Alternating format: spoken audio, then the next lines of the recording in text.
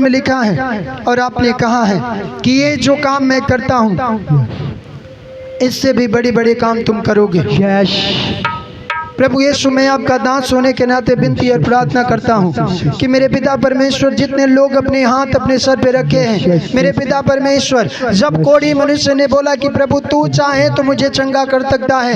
उससे घड़ी आपने अपने हाथों को बढ़ा करके और उसके लिए प्रार्थना किया और अपने कोढ़ के रोगों से चंगा हो गया। मेरे पिता परमेश्वर, वैसे ही मैं प्रार्थना और विनती करता हूँ अपने हाथों को बढ़ा करके आपके दास होने के नाते आज जितने लोग लाइव में जुड़े हैं और लाइव में प्रार्थना को ये सुन रहे हैं और रिसीव कर रहे हैं, और जितने लोग इस भवन में इकट्ठे हैं और इस प्रार्थना को सुन रहे हैं, मेरे पिता परमेश्वर, मैं चाहता हूं प्रभु यीशु आपके पवित्र और सामर्थी नाम से कि आज हर एक एक जन अपनी बीमारियों से, अपनी समस्याओं से, अपने कर्जों से, अपने बंधनों से और दुष्ट आत्माओं की शक्तियों से और जादू टोने की शक्तियों से और तंत्र मंत्र की शक्तियों से जो जकड़े हैं और जो ग्रसित हैं और जो बंधनों में पड़े हैं, यीशु के पवित्र और सामर्थी नाम से मैं चाहता हूं कि ये लोग अपनी बीमारियों से छूटने पाए,